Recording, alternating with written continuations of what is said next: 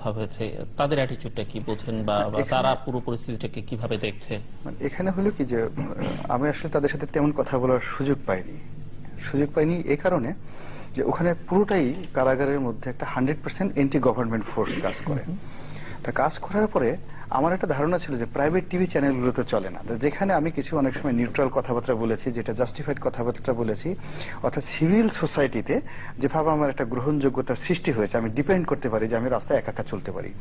কিন্তু কারাগারে আমার অবস্থাটা ছিল সম্পূর্ণ বুমেরাং, মানে উল্টো একদম। কারাগারে যারা দেখেছে তারা আপনাকে বিটিভিতে দেখেছে, বাংলাদেশ টেলিভিশনে, সরকারের উন্নয়ন গাথা। হ্যাঁ, তো সেখানে আমি যখন সরকারের বিশেষ করে এই দিন এই সময়টাতে আমি সবচেয়ে বেশি সংখ্যক অনুষ্ঠান করেছি, তো আমাকে দেখার সাথে সাথেই সবাই টিটকারি বলা শুরু করলো যে এত দালালি করলি, তারপর তো থাকতে পারলি না, ভিতরে আসলি কেন, তুই তুকারি করে ভিতর থেকে কথা বলতেছে। এগুলো যখন জেলারে কানে গেল তখন জেলার চিন্তা করলো সর্বনাশ, যদি ভিতরে একটা অকারেন্স ঘটে তাহলে তো সর্বনাশ হয়ে যাবে।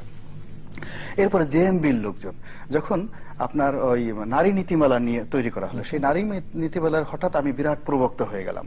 টেলিভিশনে একের পর এক অনুষ্ঠান আমি উপস্থাপন করা শুরু করলাম, কোরআন হাদিস ইজমা কিয়াস বর্ণনা করে আমি সেটা সমস্তভাবে চেষ্টা করলাম প্রমাণ করার জন্য যে সরকার যা কিছু করেছে কোরআন হাদিসের অনুযায়ী করেছে।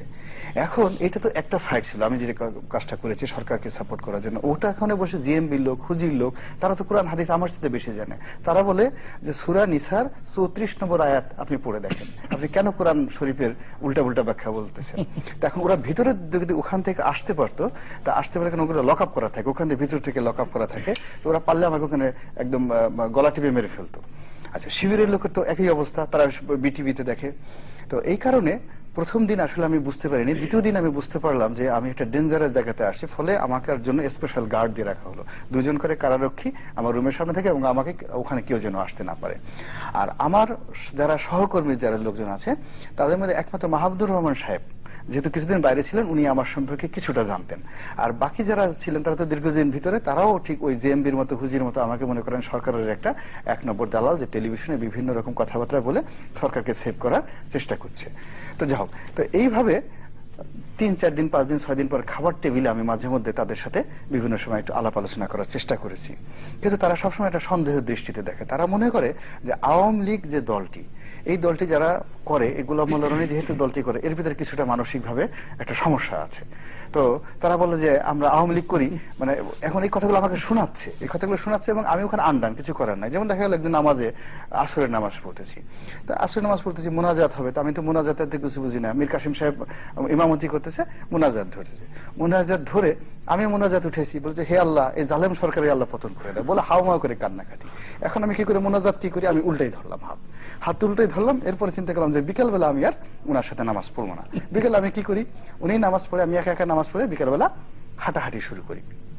এরপর আমারও নামাজে সুন্দর একটা অভ্যাস আছে, এশার নামাজ তো যে জুমান, মানে বিশেষ করে রোজার মাসে যে নামাজটা হয়, সেই নামাজের পরে মোনাজাত, তারাবির নামাজের মোনাজাত হবে। তা আমি বললাম যে ভাই এক কাজ করি, আমি ভালো মোনাজাত করতে পারি। তো বলে পারেন নাকি, বলে হ্যাঁ। তা আমিও প্রথম দিন মোনাজাত করলাম, তো ওখানে যারা অন্যান্য সেবক 15-16 জন ছিল, তারা বললো যে এই সারের মোনাজাত ভালো হয়। তো গণতান্ত্রিক ভাবে আমি এশারের নামাজের মোনাজাতটা নিজে পরিচালনা করতাম, আর আসরের নামাজটা উনি করতে বলে ওনার সাথে আমার নামাজ পড়া সে হলো না। তো তাদের সাথে আমি একদিন হঠাৎ যখন একটু আপনি সরকারের সাফল্য, আমি ওখানে মাথা খারাপ, ওখানে যে জিনিসগুলো আছে, আমি এমন ভাবে কথাগুলো কমন নিউট্রাল কথাবার্তা বলে সব ব্যাপারে আল্লাহ রাসূলকে বলে, অর্থাৎ স্বাভাবিক গুনাহ, দুনিয়া, ভেস্ত, এই দোজক, এই সমস্ত ব্যাপার নিয়ে থাকতাম। কোনো রাজনীতি নিয়ে আসলে আমি কোনো মোনাজাতের ভিতরে রিস্কের মধ্যে যাইনি। তো এইভাবে আসলে আমার প্রত্যেকটা মুহূর্ত অন্তর্দহন শেখানো হয়েছে, যেটা আমি করতে চাইনি, যেটা আমি শুনতে চাইনি। যেমন এখন মাহমুদুর রহমান খুব হার্ড লাইনের মানুষ, মাননীয় প্রধানমন্ত্রীকে নিয়ে যখনই কোনো কথা বলেন, উনি আগে পিছনে কথাগুলো বিশেষণিক ব্যবহার করেন। কারণ এই জিনিসগুলো আমি যার অধীনে নির্বাচন করে 5টা বছর, মানে আমি যিনি আমার দলের সভানেত্রী, আমাকে সেই জিনিসগুলো শুনতে হয়েছে, সেখানে গালাগালিগুলো প্রতি মুহূর্তে আমাকে শুনতে হয়েছে, আমাকে কুলো করে করে। আমি যদি একটু বাধা দেওয়ার চেষ্টা করি, বলে তুমিও তো একটা ফিউডাল ব্যক্তি, ফ্যাসিস্ট ব্যক্তি, এত লাত্তি গুতা খাওয়ার পরেও কিন্তু আমার সোজা হয় না। এই হলো তোমাদের আওয়ামী লীগদের লক্ষণ, যত লাত্তি খাও, যত গুতা খাও, তোমাদের তত এই আনুগত্য বাড়তে থাকে। ফাজিল কোথাকার, কি বলবো আমি, আমার করার কিছু করে না। যেহেতু আমাকে এখানে পাঠাইছে, মানে পাঠানো হয়েছে গালি খাওয়ার জন্য, আমাকে মেনে নেওয়া আসলে কোনো উপায় নাই। খাবার টেবিলে বসতেছে, এখন যারা সেবক তারা দেখতেছে যে এই লোকটা একটা অসহায় লোক। দেখা গেল যে সবাই সুন্দর সুন্দর মাছ টাছ দিয়ে আমার লেস টুক দিল। তা আমি বুঝতেছি যে 5 জন লোকের সামনে আমাকে অপমান করা হলো, যে সবচেয়ে মানে ওরা মাছ খাচ্ছে, আমি কাটা খাচ্ছি। তো আমি আবার তখন খুব ভদ্রতা করে বলতেছি যে আমি আসলে এই জিনিসগুলো খাই না, তা আমাকে ওইভাবে আমার সম্মানটা রক্ষা করতে হয়েছে। তা আমি জামাতের লোকদেরকে জিজ্ঞাসা করতাম যে এই যে আপনাদের বিরুদ্ধে এই যে মৃত্যু দণ্ড দেওয়া হচ্ছে, এটা তো আমরা অবশ্যই বাস্তবায়িত করবে, দেখেন কাদের মোল্লা হয়ে যাচ্ছে। তারা নির্লিপ্ত, তারা বলতেছে এটা আল্লাহ করবেন, এটা তো ফয়সালাকারী তো ব্যাপার না। তারা বললো যে মিশরে মুসলিম ব্রাদারহুড 90 বছর যাবৎ তারা আন্দোলন করছে, লক্ষ লক্ষ মানুষ সেখানে শহীদ হয়েছে। তো সেখানে তাদের যে সাইয়েদ কুতুব তাদের যে প্রতিষ্ঠাতা, তাকে ফাঁসিতে লটকানো হয়েছে। তো সেখানে তো মুসলিম ব্রাদারহুড বন্ধ হয়েছে না। তো জামাত যেহেতু একটা আইডিওলজি সেল করে, ফলে আমাদের তো আইডিওলজির মৃত্যু হচ্ছে না, আমাদের ব্যক্তির মৃত্যু হচ্ছে। আমি মীর কাসিমের মৃত্যু হচ্ছে, এটিএম আজহারের মৃত্যু হচ্ছে। আমরা এখানে আসছি ফাঁসিতে ঝুলবো অথবা মৃত্যুদণ্ড হবে। আমাদের 250, এই সরকারের আমলে 250 শিবির নেতাকর্মী বিভিন্ন সময় পুলিশের গুলিতে তারা নিহত হয়েছে বলে তারা দাবি করে।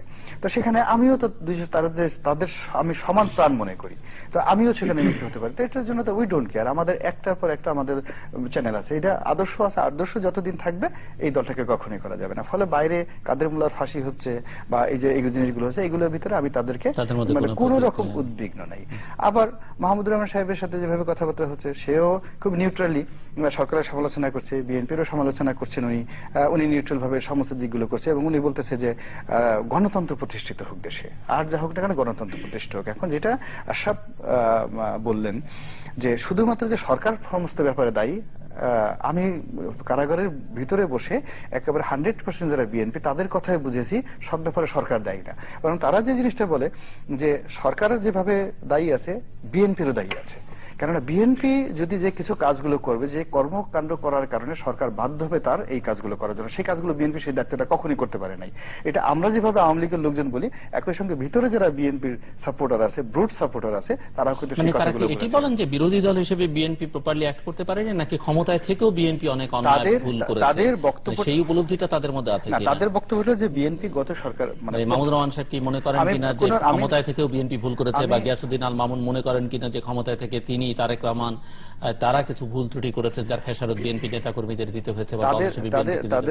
তাদের আমি কারো নাম মেনশন করব না, ওখানে আরো অনেক সিনিয়র বিএনপি নেতৃবৃন্দ যারা বিভিন্ন সময় আছে, তাদের আলাপ আলোচনায় যে বক্তব্যটা আসছে, হ্যাঁ আমি এম কে আনোয়ার সাহেব পাইনি, বা তার বক্তব্য যারা বলেছেন সেই সমস্ত লোকজন বলেছে, তাদের একটা বক্তব্য হলো বিএনপি কোনো অর্গানাইজড দল নয়, এটি একটা সুবিধাবাদী দল। অর্থাৎ রাষ্ট্রনৈতিক ক্ষমতায় সাধারণ জেনারেল পাবলিকের ভোট তারা গ্রহণ করেছে কোন আন্দোলন ছাড়া, সংগ্রাম ছাড়া, চেষ্টা ছাড়া। এটা অপরচুনিস্ট পার্টি। তো অপরচুনিস্ট পার্টি যখন ক্ষমতা আসে, পার্টির মূল রুটের যারা কেন্দ্রে যারা লোকজন, তার সাথে যারা সুবিধাবাদী লোকজন, তারা দলের সরকার গঠনের ক্ষমতা তারা লাভ করে। লাভ করার পরে বিএনপি অতীতে যে ভুলগুলো করেছে, আবার ক্ষমতা আসলে তার সাথে বেশি ভুলগুলো এগেন হবে।